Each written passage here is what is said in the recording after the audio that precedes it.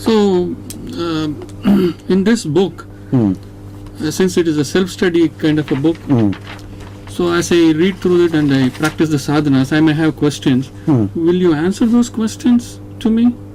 Either through an email or maybe I post a question on the website, in whatever way. Very good question. Actually, this is extremely pertinent for people who may read this book in the future.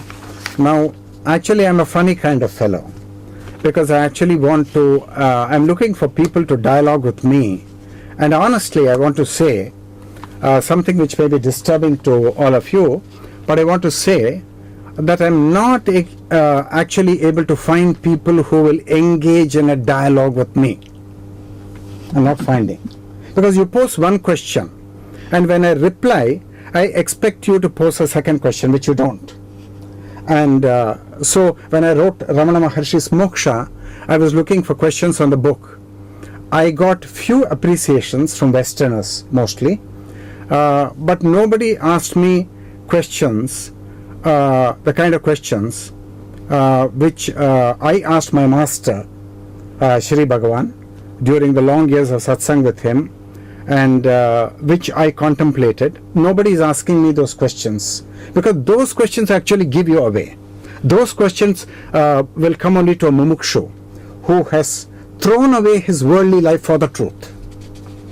And you've got to do it at some stage in your life, and I'm magnanimous enough to tell you that I'll give you a long time frame. Please do it after 60 or 65 and become a serious mumukshu, and the book is for them.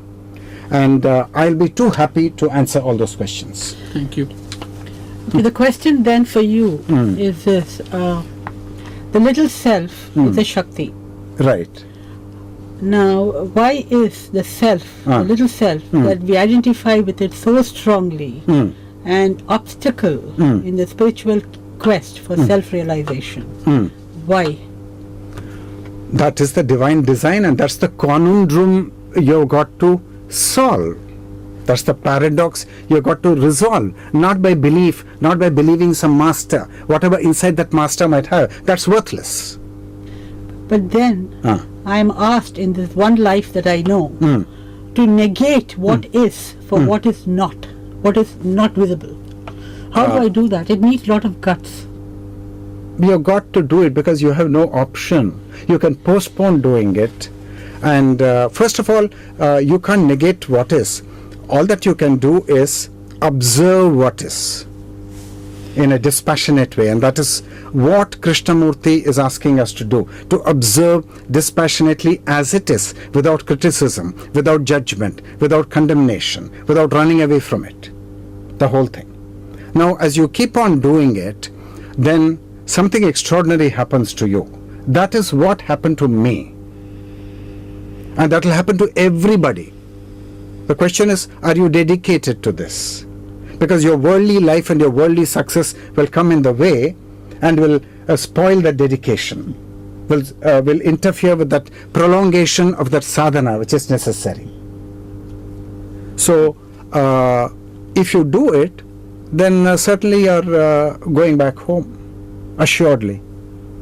But how do I live my day-to-day life without passion or with dispassion? You shouldn't actually ask this question, because you are a Krishnamurti person, because Krishnamurti has said that if you can do this, then you don't have to take care of life, life will take care of you. And that's true in my life. Life takes care of me. There's no tomorrow for me. Most people are thinking of a tomorrow. Most people are planning for a tomorrow. No tomorrow for me. So you've got to have the audacity, you have to have the guts to throw it away. Jiddu Krishnamurti, quoting him, he talks about thought divides time into past, present and future. The ending of thought is ending of time, which means meditation is to see things as is. But again, there's contradiction implicit. If meditation is to see things as is, I'm very much locked to the little self in the present. Then how do I take this spiritual quest? You have to come for my retreat. This cannot be intellectually understood. You are on the intellectual plane. I don't even want to respond to your question. You've got to do the sadhana, and somebody has to initiate you into it. Thank you. Somebody who's crossed over. Thank you.